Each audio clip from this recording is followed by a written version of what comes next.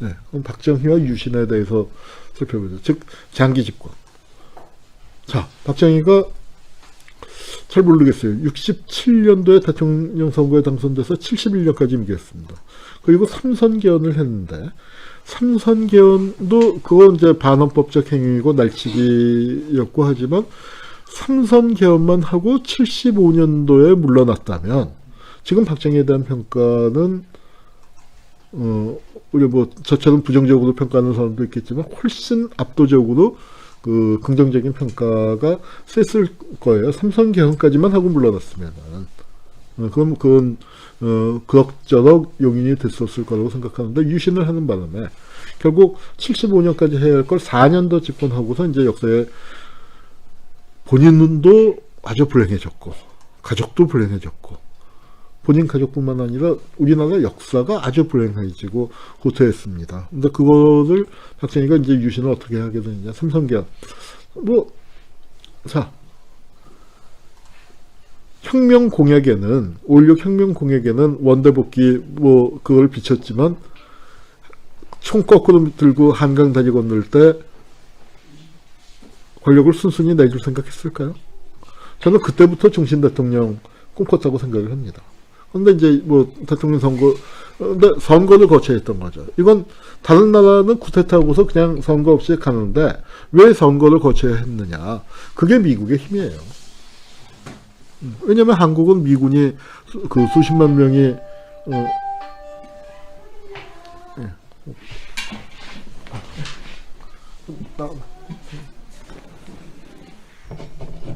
나가봐. 수십만 명이 참전을 해서 지킨 나라인데, 그리고 남북이 분단돼 있잖아요. 그러니까 냉전이 심할 때 미국 입장에서 서방 세계의 쇼윈도우에 전시해야 한다는 말이에요. 그런데 거기서 군복 입고 왔다 갔다 하면 안 되기 때문에 양복을 입는 거예요. 박정희 군사쿠데타는 용인하지만, 이 조선을 다스리려면 군복 벗고 다스려. 이제 이렇게 나온 거죠. 그러니까 박정희 입장에서는 선거를 치르고 싶지 않았지만 거기에 따라서 이제 군복을 벗고 그 선거를 치렀고 60선거에서 67있어요. 근데 이제 더 하고 싶은 거예요. 그래서 그러면은 개헌을 하자. 그래서 대통령 임기가 그 3번까지만 2번까지만 돼 있는데 그걸 그 중임 제한을 이제 3선 제한을 집어넣었는데 그 대통령 3번까지는 할 수 있게 한 번만 더 합시다. 그 당시에 유행했던 영화가 미워도 다시 한 번인데 미워도 다시 한 번을 하자는 얘기냐 이제 하면서 그 삼선개헌을 했습니다. 저것도 박정희 본인이 추진을 한 거죠. 그래서 하여튼 이제 그거고 그 3선의 대통령 선거를 치는 게 71년이에요. 저 개헌을 하고 69년도에 하고서 그 개헌 그때 이제 김대중 그 후보 기준을 내서 경쟁을 해서 김영삼을 꺾고 후보로 나왔습니다. 그 장충단 연설에서 유명한 연설을 하죠. 자, 이번 선거에서 박정희 집권을 막지 못하면 총통제가 올 것이다. 박정희가 영구 집권을 할 것이다. 그랬더니 박정희가 반발을 했죠. 무슨 얘기냐? 이번이 마지막이다. 그리고 국민들에게 약속을 했어요. 국민 여러분들께 다시는 내가 표를 달라고 하지 않을 겁니다. 이번이 마지막입니다. 근데 어떻게 지켰어요? 국민이 대통령을 뽑을 권리를 박탈해갔죠. 그러니까 그때 이제 웃긴 게 뭐냐면 반장도 국민학교에서 반장도 애들이 직접 뽑는데 대통령 뽑을 권리를 박탈해갔어요. 그리고 그러면서 이제 김대중이가 거짓말쟁이다라고 얘기했는데 여기에 또 참 기가 막힌 에피소드가 하나 있습니다. 이 양반이 서울대 총장을 지낸 유기청 교수라는 법학자인데 서울대 총장을 지낼 때는 좀 어용 총장이라고 비판도 받고 학생들하고 이제 갈등도 있고 근데 이제 그 학생들이 유기청 교수를 옹호하는 상황이 벌어졌죠. 이 부분이 뭘 했냐면은 당시에 이제 데모 심하게 해서 이제 학생들 구타하고 하는 걸 굉장히 비판을 했었고 그거 비판한 것까지는 그래도 넘어갔는데 뭐가 문제가 됐냐면 이 양반이 이제 세계적인 법학자였단 말이에요. 그래서 71년 초에 대만이랑 필리핀이랑 그 아시아 국가를 갔는데 대만에 갔다가 희한한 얘기를 들은 거예요. 야, 니네 친위 쿠데타 준비 중인 거 아냐? 그런 거예요. 그 대만의 친구가 동료 법학자가 그래서 깜짝 놀라서 무슨 얘기야 했더니 야, 그 한국에서 와서 총통제와 계엄령과 비상대권에 관한 자료를 싹 수집해 갔어. 자기가 다 대만은 계엄령 총통제 아니에요. 그래서 자기가 자료 다 뽑아줬다. 야, 그럼 니네 그거 할 건가 봐. 깜짝 놀라서 그 얘기를 들어서 했던 거예요. 그리고 김대중 후보가 저 장충만 연설에서 총통제 준비되고 있다 한 것도 진원지가 알고 보니까 유기천 교수였던 거고요. 그랬더니 유기천을 잡아가뒀습니다. 그러다가 추방해버리는 셈이 됐어요.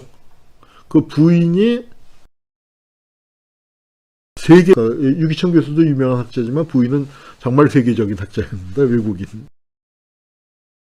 생각합니다. 부인이 아마 한국 사람이었으면 유기천은 감옥 갔을 텐데 부인 덕에 그러니까 이제 하여튼 그 외국으로 쫓아보내는 그래서 최고의 형법학자인데 국내에서 강의를 못하고 이제 한참 떠돌다가 이제 최근에 돌아가셨는데 하여튼 이제 그건 이제 대통령 선거를 할 텐데 여기 박정희와 김대중이 오늘부터 계속 접전하고 있는데 딱 왼쪽에서 뭐가 터졌어요? 대규모 간첩단 사건. 바로 서승서준식 그 유명한 형제죠. 얼굴은 왜 이러냐. 그리고 안경 뒤에도 흰 붕대가 있죠. 얼굴이 왜 이러냐면은 이 대통령 선거에 연결된 거예요. 서승서준식 형제가 묵었었던 하숙집이 김상현이라고 김대중의 오른팔 역할을 했던. 그러니까 이 간첩 사건을 조작해서 김상현을 거쳐서 김대중한테 간첩이 연루된 걸로 이 대통령 선거를 그런 방향으로 몰고 가니까, 그러니까 이 자기들로 인해서 한 나라의 대통령 선거가 망쳐지는 거를 볼 수는 없고, 근데 워낙 고문을 심하게 하니까 고문을 견딜 재간은 없고, 그러니까 고문에 굴복해서 그거 맞아요, 김대중하고 그렇게 연결됐어요라고 얘기하면 이 대통령 선거는 끝나는 거고 하니까 그걸 막기 위해서 한 겁니다. 내가 3월달에 잡혀들어가서 아직 추울 때라서 그러니까 이 취조실에 난로가 켜져 있었는데 경유 난로가. 근데 원래 피의자를 혼자 두는 게 아니거든요. 누군가가 반드시 지키고 있게 돼 있는데 그날 마침 이제 하여튼 잠깐 화장실을 갔는지 혼자 있게 된 그 틈에 이제 결단을 한 게 내가 죽어서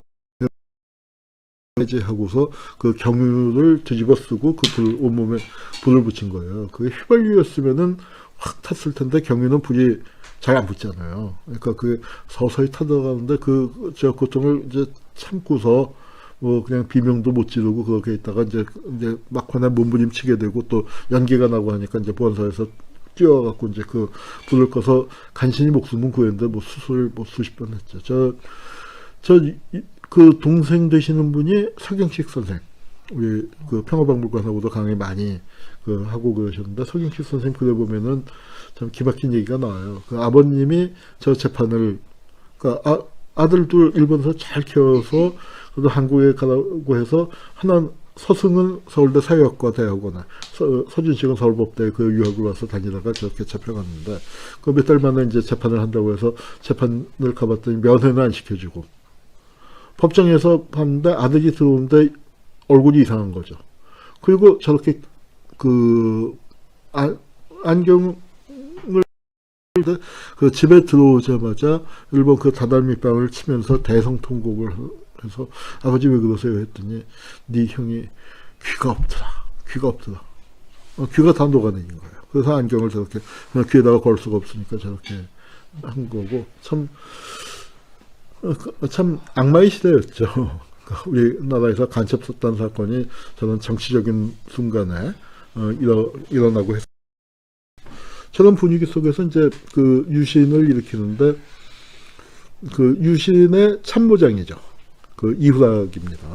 근데 뭘 했냐면 7.4 남북공동성명이라고. 유신이 1972년 7월 4일이고 그 이제 석 달쯤 100일쯤 뒤에 유신이 그 유신 친위 쿠데타가 터지는 겁니다. 근데 이게 뭐냐면 남북통일에서 자주평화 그리고 하나가 더 있죠. 민족 대단결.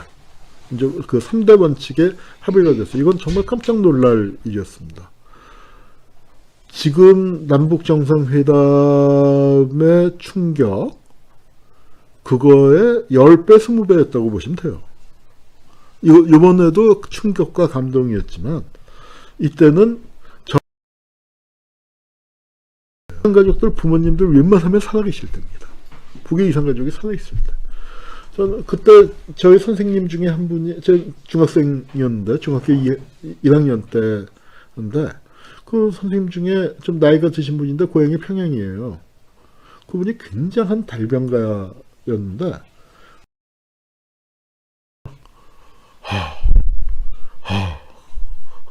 뭐 말 좀 하려고 하다가 너무 그 뉴스 듣고 벅차 올라갔고 한 시간 내내 만 하실 정도로. 그러니까 그래서 어린 마음에 이게 이제 참 그 내가 통일을 아주 강력하게 그 생각하게 된 그런 그 순간이기도 했는데 저게 이제 그 뭐 청산가리 품에 넣고 갔다는 거죠. 그러니까 굉장히 대담한 행동을 한 것도 맞아요. 그러니까 그 정치 상황을 타개하는데 사실은 나중에 밝혀진 바로 의하면은 유신을 하기 위한 일종의 작전이 아니었을까, 좀 심하게 얘기하면. 뭐 그런 그 생각까지도 듭니다. 국민들의 뜻을 통일로 모아놓고 여기 보면은 유신 났을 때 평화통일 지향이라고 나오잖아요. 그러니까 국민의 의지를 통일에다가 모아놓고 이제 통일로 쫙 돌려놓고서 통일에 대한 기대치를 올려놨는데 그때 이 이후락이 뭐 일부에서는 이후락이 유신을 주도했다. 그건 무슨 얘기냐면 박정희는 하고 싶지 않았는데 이후락이 같은 놈이 와서 이제 그걸 쫙 밀어붙였다. 그래서 박정희가 마지못해서 끌려와서 장기 집권을 하게 됐다. 측근을 잘못 써서 그런 것이다. 자기 책임이 아니라 측근한테 미는 멸한 방식이고요. 유신은 박정희의 작품입니다. 그런데 이후락이가 한 게 있죠. 뭐냐면은 박정희도 유신이 나쁜 짓이란 거 알아요. 삼선개헌도 억지로 했어요. 그런데 유신을 또 해야 하는 거예요. 사선을 했는데 사선개헌은 말이 안 된다는 거 알아요. 뭔가 폭력적인 방식으로 밀고 나가서 헌정질서를 뒤엎어야 하는데 뭔가 그래도 나쁜 짓을 하려도 명분이 있어야 할 거 아니야. 그러니까 박정희 입장에서는 딱 그게 고민인데 이후락이가 딱 굉장히 눈치가 빨라요. 얼마나 눈치가 빠르냐 하면 제갈공명과 조조를 합쳤다고 해서 별명이 제갈조조예요. 그러니까 굉장히 눈치가 빠른 사람인데 그러니까 뭐냐면은 그거 자칭 박정희교 신자예요. 박정희교. 그래서 박정희가 원하는 바를 미리 알아서 이제 미리 알아서 조치를 하는 사람이니까 이 박정희 마음에 이제 쏙 든 건데 그래서 비서실장을 하다 중앙정보부장으로 삼선개헌을 하여튼 이제 그 비서실장을 중앙정보부장으로 있을 때 이제 남북통일과 유신이라는 박정희 시대를 대표하는 7.4공 이제 동시에 시행을 했는데 박정희 입장에서는 뭔가 자기가 정권을 장악하고 뭔가를 하고 싶은데 명분이 없잖아요. 그래서 고민을 하고 있을 때 이후락이가 평양에 갔다 온 다음에 딱 한 얘기가 김일성을 만나고 왔잖아요. 김일성을 만나고 왔더니 북에 갔더니 김일성은 말이 필요 없습니다. 눈빛, 손짓 하나도 모든 게 착착착착 돌아갑니다. 그런데 이제 남북 그 대화를 하게 되니까 본격적으로 남북이 경쟁을 해야 하는 시대인데 북쪽은 김일성 말이 필요 없이 착착 돌아가는 시대인데 가는데 우리는 어떻습니까? 여당도 말을 안 들어요. 박정희 임기가 71년도에 12항명파동이라는 게 있습니다. 저 유명한 공화당 내에서 그 항명파동이 있었고 그 다음에 야당은 어때요? 원래 딴지 걸죠. 언론은 사사건건 발목 잡죠. 애들은 길바닥에 나와서 짱돌 던지고 화염병 던졌었죠. 수 있겠습니까? 우리도 각하의 용도하에 효율적인 시스템을 만들어야 합니다. 그게 유신이에요. 박정희 입장에서는 어때요? 자기가 원하고 있던 거에 명분을, 적어도 권력층 내부에서의 명분을 제시해 준 거 아니에요. 아주 속을 잘 긁어준 거죠. 근데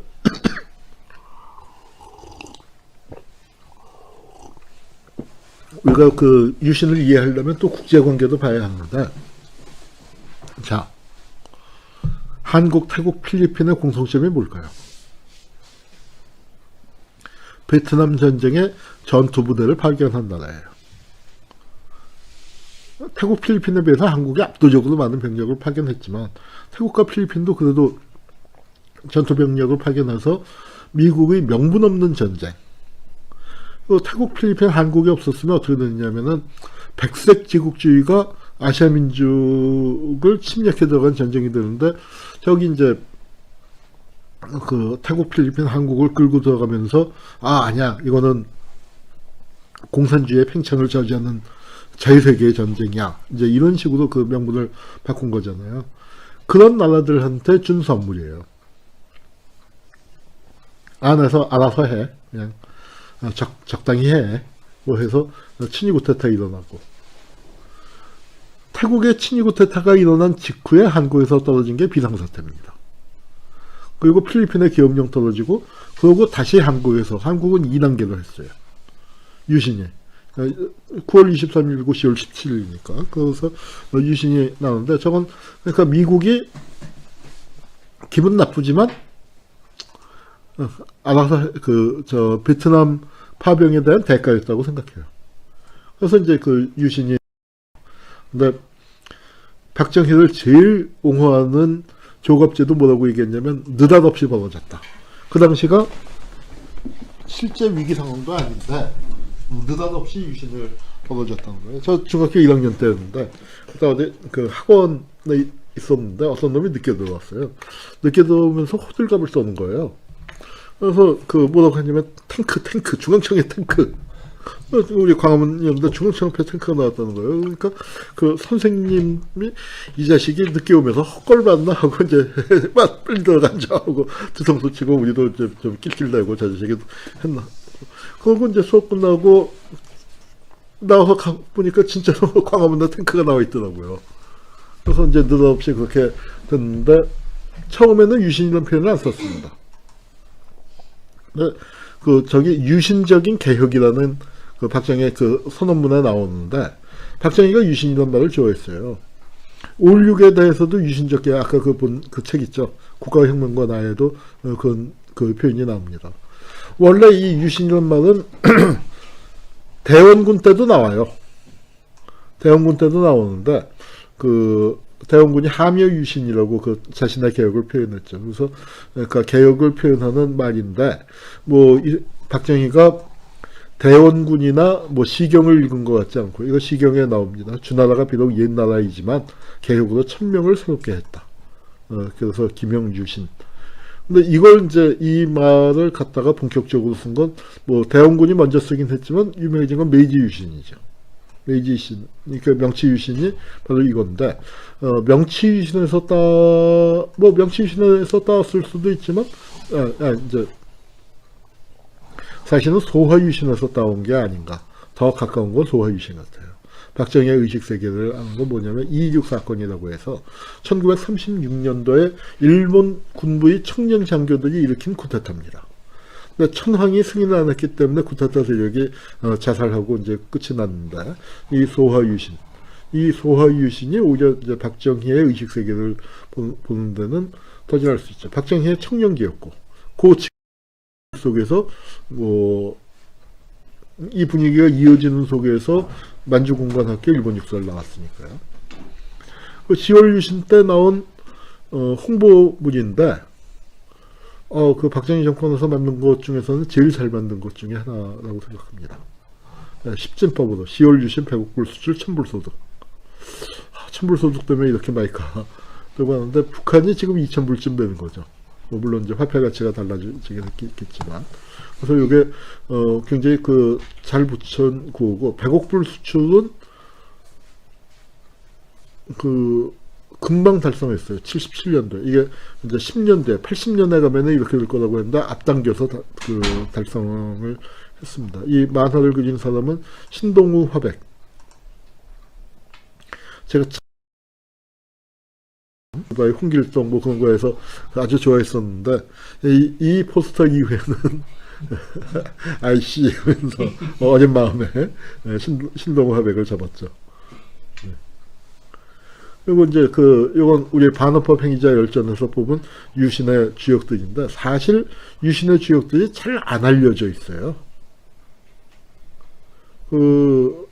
이 명단을 작성하는 게 좀 힘이 들었어요. 비대에 작성이 됐고, 주역들이 많이들 입을 다물고 있는데, 박정희가 최고 책임자였고, 그 다음에 이후락이 이제 그걸 맡아서 처리를 했는데, 중앙정보부 차장이었던 김치열이 법률가고, 법률가로서 김치열과 신직수가 이제 중앙정보부 차장과 법무장관으로 일을 도왔는데, 그러니까 몇 개 팀이 중앙정보부 팀이 있고 법무부 팀이 있고 청와대 팀이 있어요. 청와대 팀은 비서실장 김정념 휘하에 홍성철, 유혁인, 김성진 등이 뭐 참여를 했고, 중앙정보부는 김치열이 책임자의 김동근, 김영광 등이 실무 작업을 했고, 또 그 다음에 법무부에서는 이 김기춘이가 여기 나옵니다.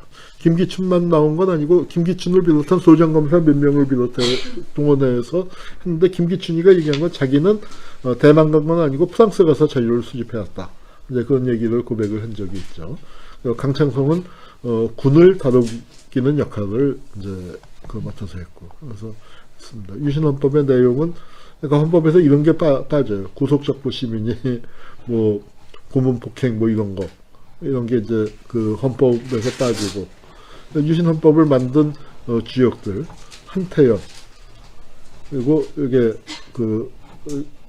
요게 갈봉근, 그리고 이후락. 그래서 이 헌법을 헝가리 헌법이라고 불렀어요.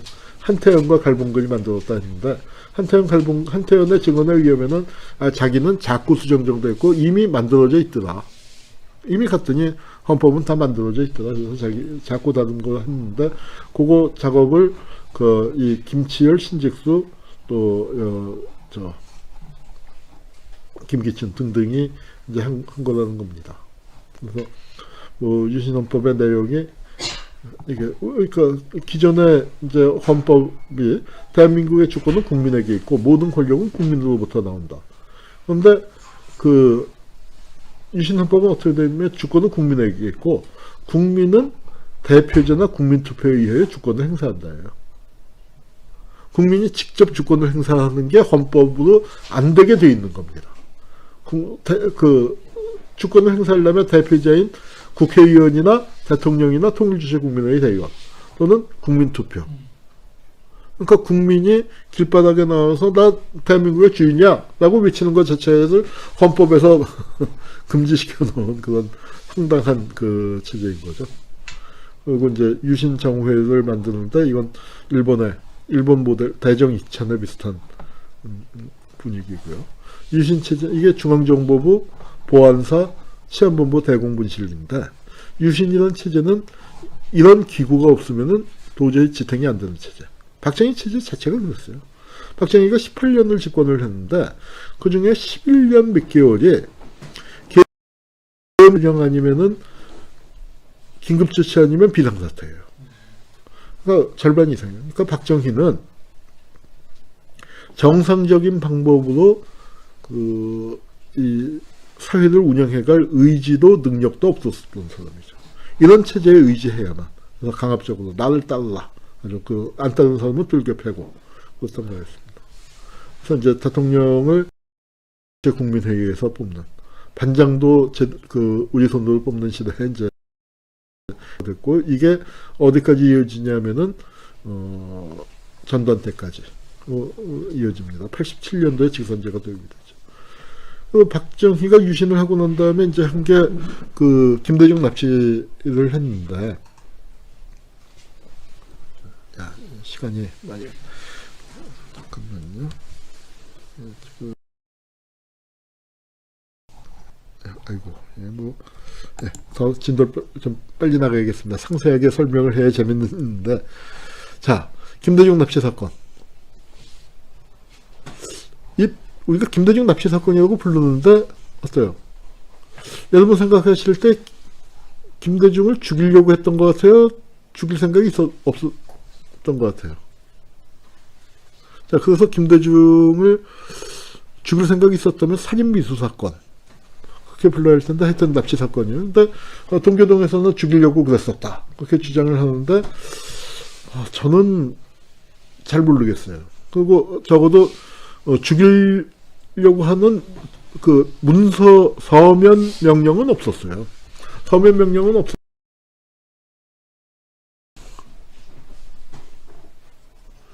뭐, 사실은 죽이기를 바라지 않았을까 저는 생각을 합니다.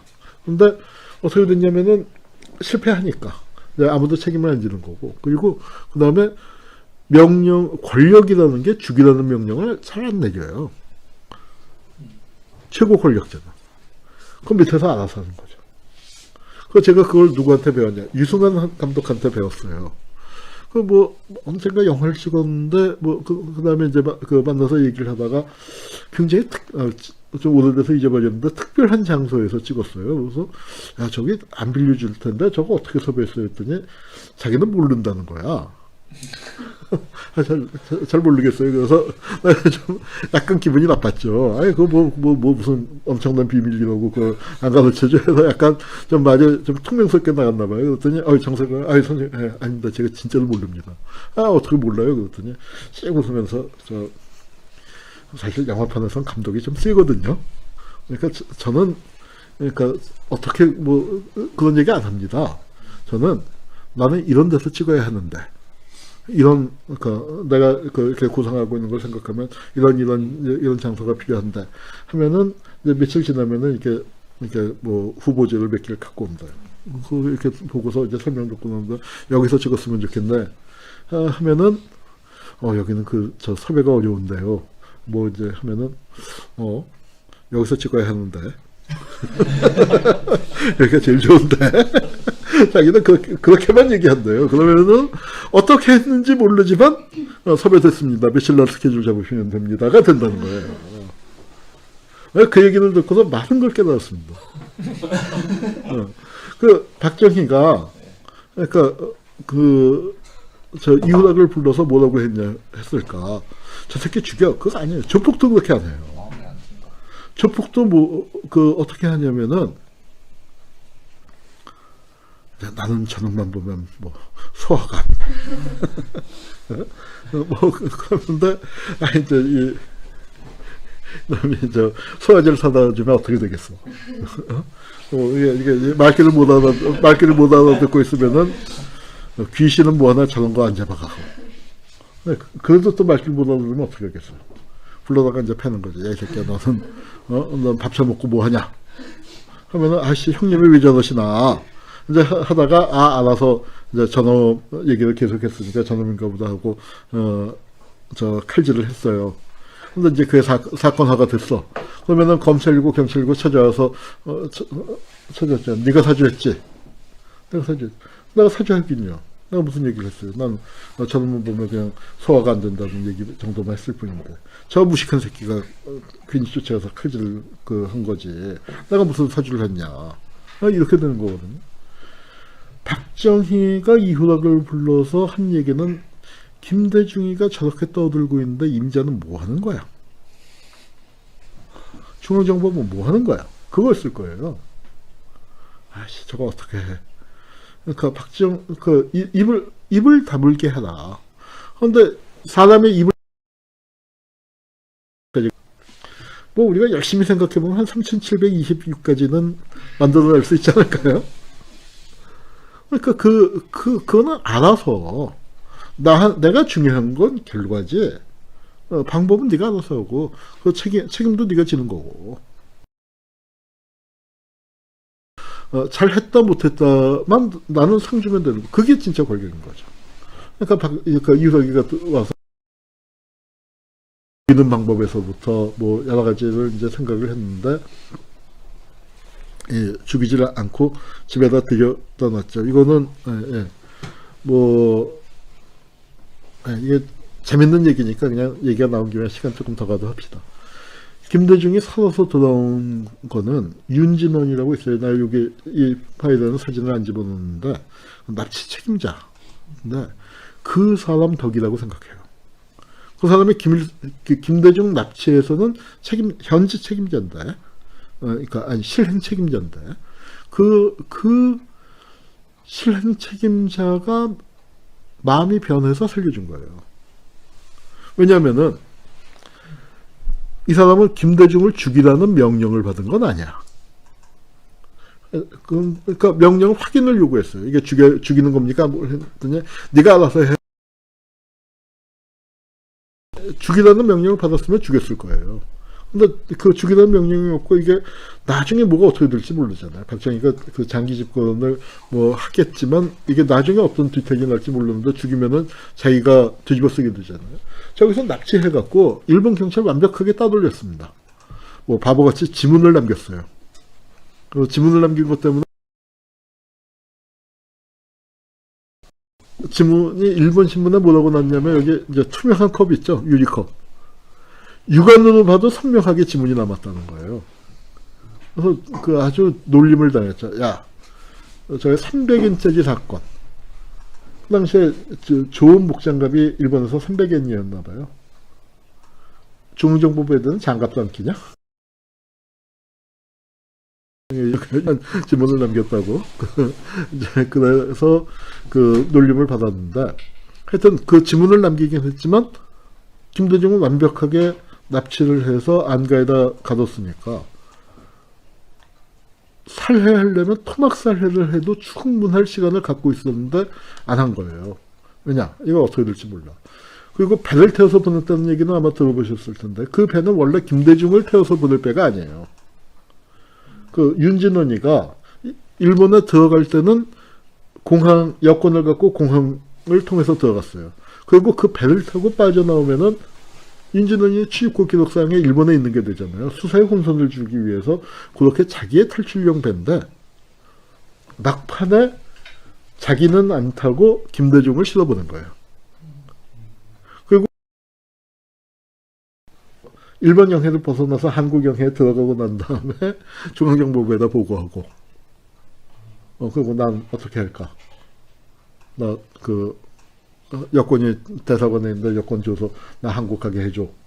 뭐 이제 그러니까 중앙정보부에서 난리가 난 거죠. 아니 저걸 지가 알아서 처리를 해야지. 저걸 산채로 우리한테 보내면 어떡해.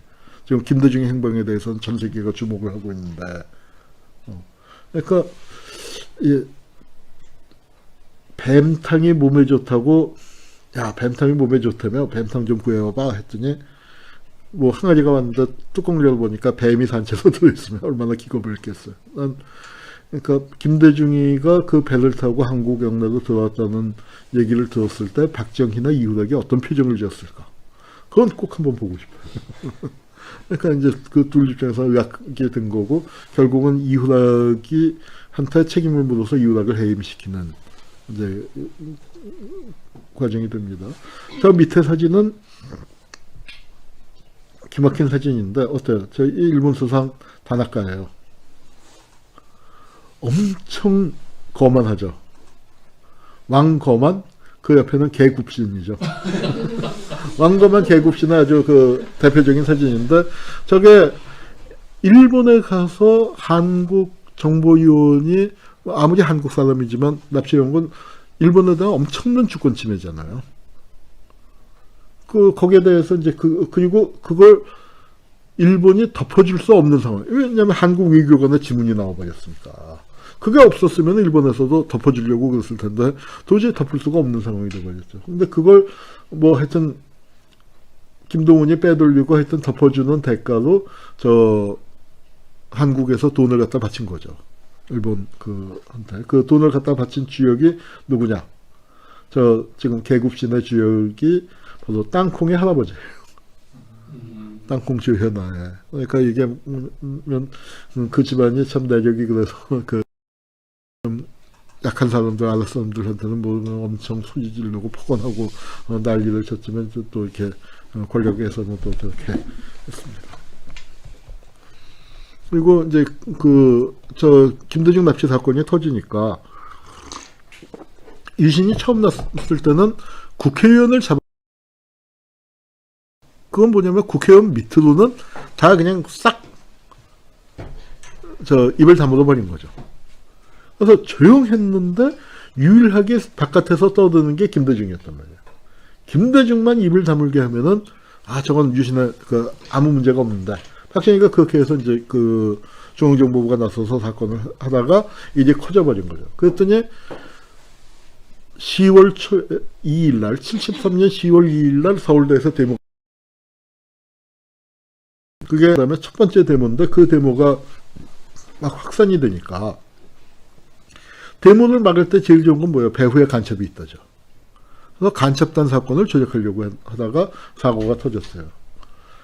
누굴 간첩으로 잡으려고 했냐면은 서울법대 교수예요. 최종길 교수. 서울법대 교수면 판검사의 선생님 아니에요. 판검사의 선생님을 간첩으로 조작하려고 하다가 사고가 났습니다. 저분이 좀 이제 몸이 뚱뚱했는데 고문을 당하다가 쓰러졌어요. 그랬더니 이제 우리가 이게 100% 정확하게 밝혀진 건 아닌데 거의 맞을 겁니다. 의문사위나 뭐 다 추정을 그렇게 했는데 아직 절명한 건 아닌데 회생 가능성이 없다고 판단하고 신윤길 교수를 7층에서 던진 거예요. 그래놓고서 드러나니까 하고 화장실에 간다고 했다가 화장실 변기를 받고 창문으로 뛰어내렸다. 이제 화장실 남자 소변기가 있고 창문이 이제 한 요 정도는 창문이 있었는데 글로 뛰어내렸다는 건데, 저분이 뭐 체격이 나랑 비슷해요. 그런데 고문을 당해갖고 제대로 걷지도 못했다. 화장실 갈 때 이렇게 질질 끌려서 보충을 받아서 가는데, 그런 사람이 중앙정보원이 여기서 지키고 있는데 오줌 척하고 있다가 잽싸게 변기를 밟고 창틀을 잡고 글로 뛰어내린다? 그건 말이 안 되는 상황인데 그렇게 해버렸습니다. 그렇게 해서 이제 했고 돌아가죠. 중앙정보부 차장 김치열이, 유신 주역인 김치열이가 발표를 했는데 여기 간첩 최종길로 나오는 거예요. 간첩 최종길로. 이분의 친동생이 그때 중앙정보부 직원이에요. 형님 손잡고 형님 회사에서 좀 모셔오랍니다 했더니 동생 근무하는 데서 그러니까 그러냐 가자 하고 갔는데 안 나오고 저 일을 당했는데, 그래서 그 동생이 세브란스 병원 정신과 폐쇄병동에 입원을 해서 거기서 수기를 써놓고 그걸 친구한테 부탁해놓고 그러고 나왔어요. 그러고 의무복무 7년을 마치고 캐나다로 이민 간 다음에 형의 사건 조작됐던 진상규명운동을 했는데, 저분이 이제 하여튼 그렇게 됐습니다. 그래서 죽어서 간첩이 됐고, 저분이 간첩이 되고 난 다음에 또 벌어진 일. 자, 자기들이 조작해놓고 그 조작을 자기들이 믿어요. 최종기는 7층에서 투신한 거예요. 그 다음에 일어난 변화는 뭐냐면은 조사실이 지하로 들어가요. 투신 못하게. 고문을 근절한 게 아니라 조사실을 지하로 보내고, 아마 박종철 남영동 대공분실 가보신 분 계실 겁니다. 저도 거기에 며칠 있어 봤는데 거기 창문이 요래요. 한 15cm 정도? 그러니까 이 양눈이 딱 닿는 그 정도예요. 그러니까 머리가 안 빠져나와요. 왜? 투신 방지용이라는 거죠. 그러니까 이게 고문을 해서 당한 사람들이 다 저렇게, 그러니까 이 투신해서 죽은 것처럼 뭐 그렇게 꾸며내는 거죠. 그러고서 유신 체제를 유지하는데 보면 기가 막힌 사건. 돌아가셨는데 목사가 내란을 일으키는 세상이 됐죠. 내가 어렸을 때 소문을 듣기에는 검사가 공소장을 읽다가 자기가 웃었다고 소문을 들었는데 나중에 이렇게 피고한테 물어보니까 검사가 웃은 건 아니고 방청석에서 낄낄대느라고 이게 그 정말 많이 낄낄댔다 이제 그렇게 얘기하더라고요. 이게 공소장에 보면은 자 저게 뭐냐면 남산 부활절 예배예요. 남산 부활절 예배에 주로 누가 모이냐면은 할머니들 아주머니들이 많이 모이거든요. 근데 그 할머니들 아주머니들을 선동해서 아무 계획도 없이 그러니까 촛불 같은 것도 이게 뭐 우리가 해보면 알지만 그게 여러 번 모여야 분위기를 타잖아요. 근데 제 부활절 예배 당일날 그걸 해서 유임을 뿌려갖고 저 10만 군중을 시위대로 바꿔서 한 패는 그때 KBS가 남산에 있을 때예요.